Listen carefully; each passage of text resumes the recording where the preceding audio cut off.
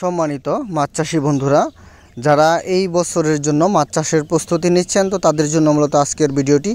বিশেষ করে যারা মনোসেক্স তেলাপিয়া মাছ চাষ করতে চাচ্ছেন বা ট্যাংরা মাছ চাষ করতে চাচ্ছেন, তো বাংলাদেশে বেশ কয়েক প্রজাতির তেলাপিয়া মাছ পাওয়া যায়।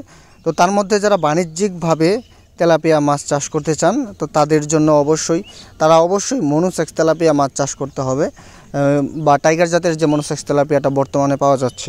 তো এই তেলাপিয়ার প্রথম বৈশিষ্ট্যই হচ্ছে যেটা খুব দ্রুত বড় হয় এবং খুব দ্রুত বর্ধনশীল একটি তেলাপিয়া মাছ। মাত্র 3 থেকে 3.5 মাস বা সর্বোচ্চ 4 মাস সময়ের মধ্যেই বাজারজাতকরণ করা যায়। তবে অবশ্যই ভালো মানের পোনা আপনাকে সংগ্রহ করতে হবে। তো এই মাছ চাষের ক্ষেত্রে পুকুরের গভীরতা এবং আয়তন অনুযায়ী মাছের কী পরিমাণ মাছ আপনি চাষ করবেন, কী পরিমাণ খাবার দিবেন, সেগুলো নির্ভর করে। এবং অপরদিকে হচ্ছে দেশি ট্যাংরা মাছ। তো এটা হচ্ছে ক্যাটফিশ জাতীয় মাছ। এটা আপনি চাইলে কিন্তু মিশ্রভাবে চাষ করতে পারবেন। মিশ্রভাবে বলতে আপনাকে কিন্তু রাক্ষসে মাছের সাথে চাষ করতে পারবেন না। অন্যান্য দেখা গেছে গুলশা মাছ বা শিং মাছ, দেশি মাগুর ইত্যাদি এই জাতীয় মাছের বা কার্প জাতীয় মাছের সাথে চাইলে চাষ করতে পারবেন, বা এককভাবেও চাষ করতে পারবেন।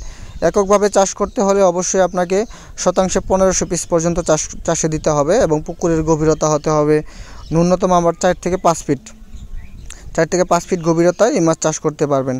এবং এই মাছগুলোর খাবার হচ্ছে, আপনি বাজারে কিনতে রেডিমেড ফিড খাবার পাওয়া যায়, আলাদা ফিড। আপনার দেশি ট্যাংরা মাছের জন্য ক্যাটফিশ জাতীয় মাছের ফিড রয়েছে, এবং তেলাপিয়া মাছের জন্য আলাদা ফিড রয়েছে। তো সেই ফিড খাবারগুলো খাওয়ার মাধ্যমে কিন্তু এই মাছ আপনি চাষ করতে পারবেন। তো অনেক খামারি, যারা পূর্বেই বলেছি, যারা নতুন বছরে চাষ করতে ইচ্ছুক, পোনা খুঁজতেছেন বা পোনা নিতে আগ্রহী, তারা স্ক্রিনে দেওয়া নাম্বারে আমাদের সাথে যোগাযোগ করবেন। আমরা সারা বাংলাদেশে হোম ডেলিভারির মাধ্যমে এই মাছের পোনা বিক্রয় করে থাকি। আপনি চাইলে কিন্তু ঘরে বসে থেকেই এই মাছের পোনা আমাদের কাছ থেকে সংগ্রহ করতে পারবেন।